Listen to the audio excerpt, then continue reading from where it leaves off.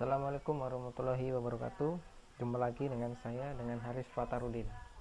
Oke, pada video kali ini saya akan menjelaskan tentang teknologi perkantoran.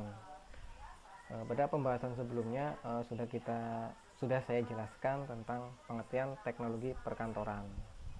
Itu kegiatan yang di kantor itu ada mencatat, menghimpun, mengolah, menggandakan, mengirim, dan menyimpan.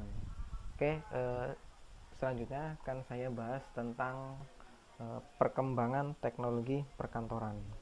Seperti apa sih perkembangan dari teknologi perkantoran serta peralatan-peralatan dan mesin kantor berkembang sesuai dengan tuntunan perkembangan zaman dengan teknologi yang ada sekarang ini ya.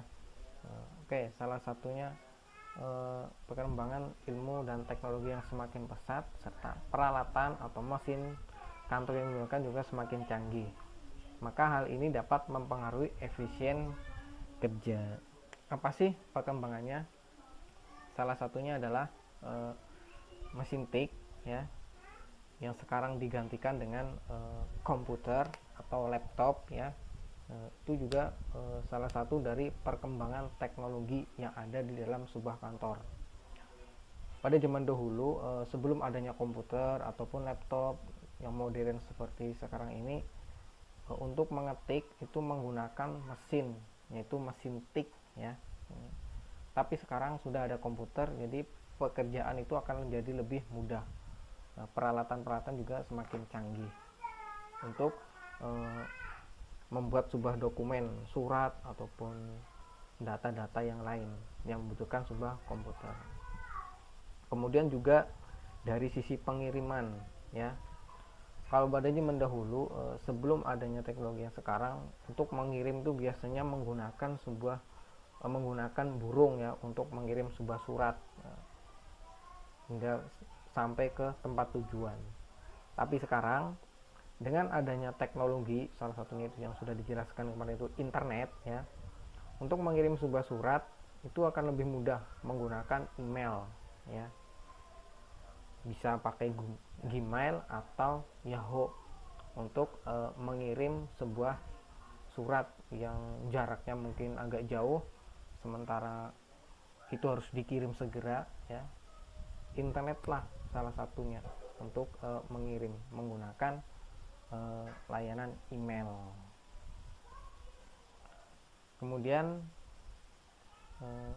dampak positif dari teknologi perkantoran ya. Tidak mungkin semua itu pasti ada dampaknya ya, dampak positifnya. Yang pertama itu untuk dalam bidang tenaga kerja, yaitu meningkatkan mutu tenaga kerja. Sehingga dengan adanya teknologi yang ada di kantor ini, mutu dari tenaga kerja itu menjadi semakin tinggi, mutunya lebih berkualitas, lebih baik. Kemudian ada meningkatkan disiplin tenaga kerja, jadi tenaga kerjanya akan lebih disiplin lagi. Kemudian meningkatkan penghasilan bagi tenaga kerja. Terus meringankan tenaga kerja dan pikiran ya.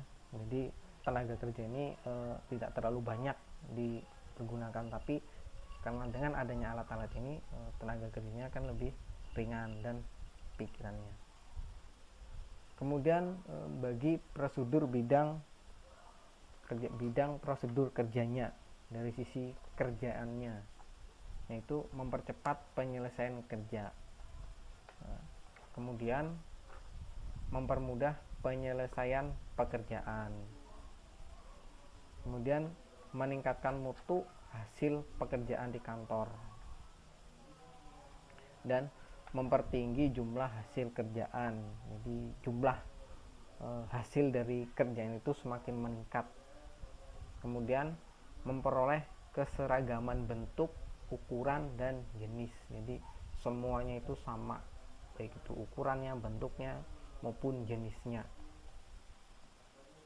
Kemudian memenuhi standar mutu tertentu.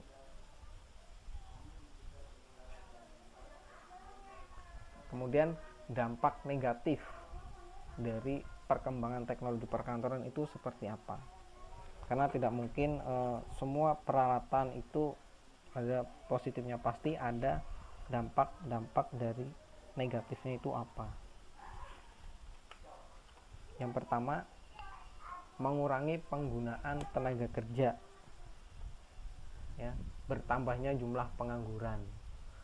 Nah, dengan adanya teknologi ini mungkin mengurangi bagi penggunaan tenaga kerja, karena semuanya sudah dikerjakan oleh mesin-mesin atau peralatan-peralatan yang lebih canggih seperti robotik misalnya. Itu juga mengurangi bagi tenaga kerja. Kemudian meningkatkan rasa ketergantungan pada mesin, sehingga untuk mengerjakan sesuatu itu sudah bergantung pada mesin, tidak lagi malas menggunakan yang sistemnya manual karena sudah tergantung pada mesin. Menimbulkan suara bising sehingga mengganggu pegawai yang lain, ya.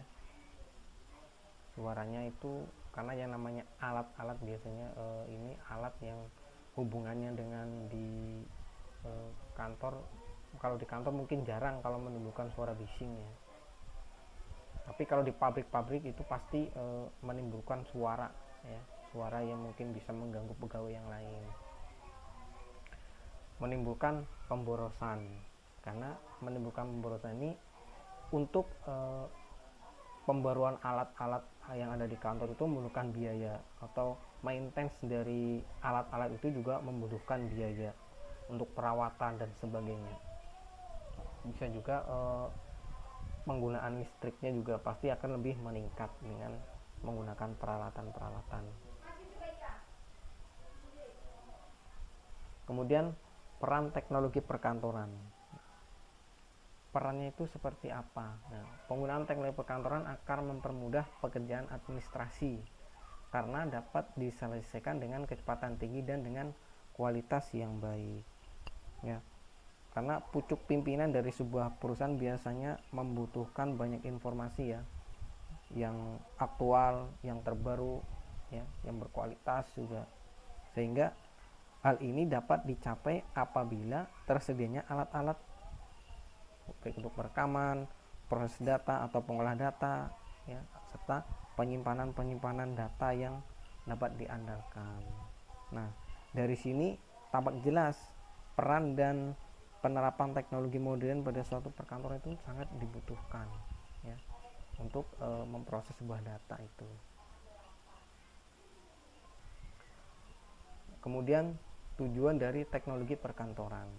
Tujuannya itu untuk apa?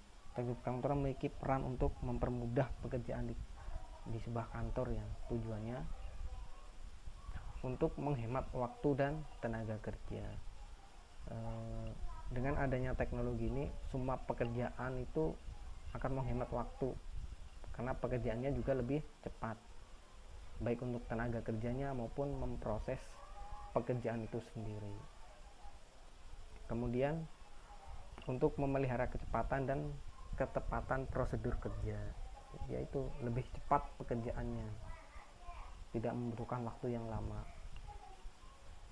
Terus meningkatkan produksi sehingga hasil dari pekerjaan itu meningkat lebih banyak dari yang sebelumnya yang hanya menggunakan yang manual misalnya sebelum adanya teknologi.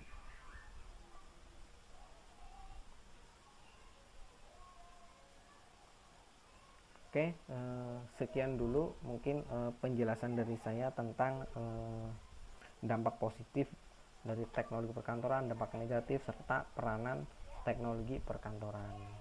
Jika ada pertanyaan atau yang belum paham, silahkan tulis saja di kolom komentar. Itu video dari saya. Jangan lupa untuk selalu tonton terus video saya selanjutnya dengan materi selanjutnya. Jangan lupa untuk di like, di komen, dan di subscribe, serta hidupkan tanda loncengnya supaya ada video-video terbaru dari saya.